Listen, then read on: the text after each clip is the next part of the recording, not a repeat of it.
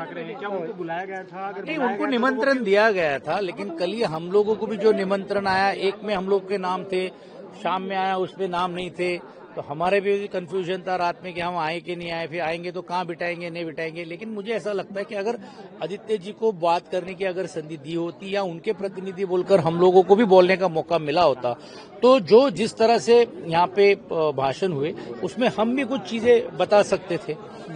हम श्रेयवाद नहीं है, लेकिन क्योंकि सरकार है, सरकार ने घरे का काम पूरा किया, लेकिन इसमें बड़ा जो निर्णय की प्रक्रिया लेने के लिए, उसको गति देने के लिए भी जब हमारी सरकार थी, राज्य के मुख्यमंत्री उद्धव जी थे और आदित्य जी थे, और हम लोगों ने भी बहुत उसको बढ़कर हम लोगों ने उसमें निर्णय लेने का काम किया।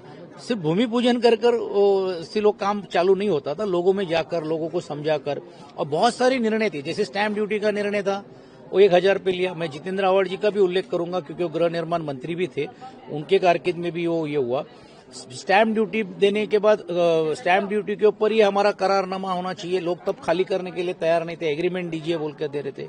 पुलिसों के घरों के बारे में माननीय मुख्यमंत्री जी ने कहा कि हमारी सरकार ने ही निर्णय लिया कि पुलिसों को घर दे, जबकि पूरा डिपार्टमेंट विरोध था, और म्हाड़ा ने यही इतने घरे बना के उनको दूसरे यहाँ देना था। तो बहुत सारी चीजें थी, ये सब बातें हमको करने का मौका मिलता था, लेकिन हम उसमें अभी कोई राजनीति नहीं करना चाह रहे कि आज 500 550 लोगों के चेहरे और क्या जो आनंद है और उनको जो घर मिल रहा है उसका समाधान हम लोग को, इसलिए हम लोगों ने कार्यक्रम में आने का काम किया, कार्यक्रम में उसमें पार्टिसिपेट होने का काम किया। सर, जिस तरह से आदित्य ठाकरे का इच्छुक थे, क्योंकि उनके ही कॉन्फिडेंस का मामला था। ऑब्वियसली आदित्य शाह जी को अगर बुलाया गया होता, निमंत्रण सिर्फ इन्विटेशन कार्ड देना यानी न्योता नहीं होता है। शादी के कार्ड आप लोग किसी किसी को बांटते हैं, तो हम लोग का कैसे करते हैं कि शादी के एक दिन पहले उसके घर में पहुंचे ताकि वो दूसरे दिन आ ही नहीं पाए।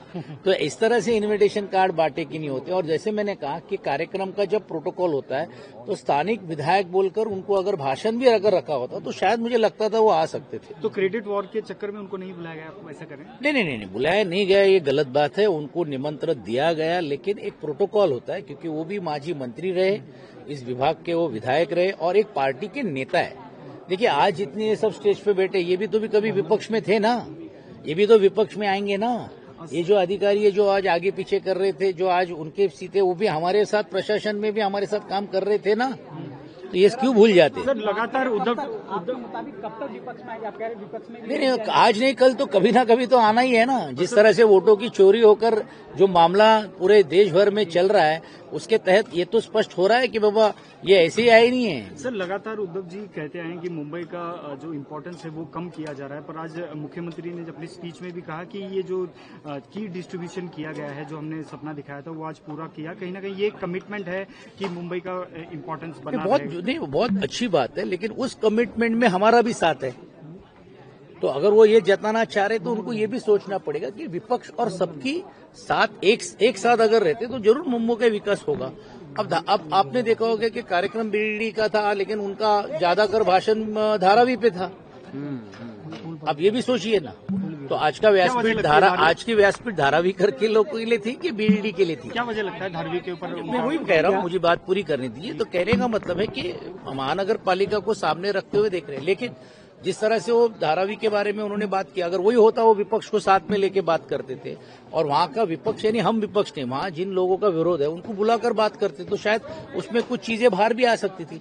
तो अगर विकास करना है तो सबको साथ में लेकर ही करना पड़ेगा, और वही काम हमने बीडीडी चाल में किया है। हमने कोई राजनीति नहीं की, वहाँ जहाँ जहाँ ऐसी दिक्कतें आई तो वहाँ मदद करने का काम सरकार को किया, और जबकि सरकार में थे तभी किया और सरकार के बाहर रहने के बाद भी किया। नहीं सर, एकनाथ शिंदे एक बार मुद्दा उठाया, हमने कहा कि मुंबई को गड्ढा मुक्त कर देंगे 1.5 साल में। मुंबई में गड्ढा। चलिए, अभी अपने मेरे साथ चलिए, मैं दावे के साथ कहता हूं कि राज्य के उप मुख्यमंत्री जी ने जो कहा, मैं चुनौती नहीं देता हूं, लेकिन दावे के साथ कह सकता हूं कि मुंबई की परिस्थिति, वो रोड के ऊपर वो जाएं, उनके ही कार्यकर्ताओं को वो अपॉइंट करे, उनके नेताओं को अपॉइंट करे और मेरे साथ चले कि कहाँ खड्डे हैं कि नहीं, वो मालूम पड़ेगा।